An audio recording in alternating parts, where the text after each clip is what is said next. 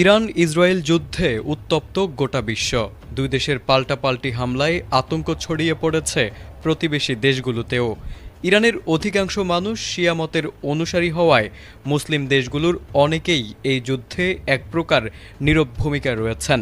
ঠিক এমন অবস্থায় বিশ্বের মুসলমানদের গুরুত্বপূর্ণ বার্তা দিলেন বিশ্বখ্যাত ইসলামী স্কলার ও পাকিস্তানের বরেণ্য আলেম মুফতি তাকি ওসমানী। সম্প্রতি করাচির দারুল উলুমে এক সমাবেশে বক্তব্য দিতে গিয়ে তিনি বলেন, বর্তমান সংকটময় সময়ে মুসলিম উম্মার সবচেয়ে বড় প্রয়োজন ঐক্য।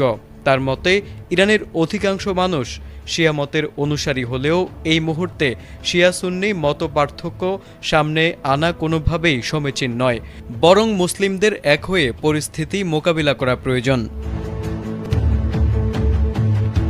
মুফতি তাকি ওসমানী বলেন, আজ সবচেয়ে গুরুত্বপূর্ণ বিষয় হল মুসলমানদের এক থাকা। ইরানের সঙ্গে আমাদের আকীদাগত কিছু মতভেদ থাকতে পারে, কিন্তু কোন সময়ে কোন কথা বলা উচিত তা বুঝতে হবে। তার মতে বর্তমান পরিস্থিতিতে বিভক্তি নয়, বরং ঐক্যই মুসলিম বিশ্বের শক্তি।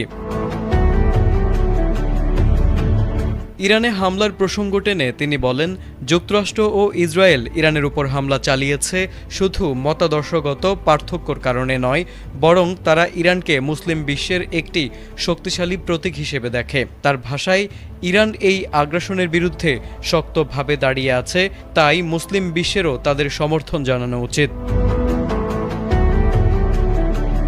মার্কিন প্রেসিডেন্ট ডোনাল্ড ট্রাম্পের সমালোচনা করে তিনি বলেন, বর্তমান বিশ্বে এক ধরনের বৈশ্বিক গুন্ডামি শুরু হয়েছে, যেখানে আন্তর্জাতিক আইন ও নৈতিকতার তোয়াক্কা না করেই হামলা চালানো হয়।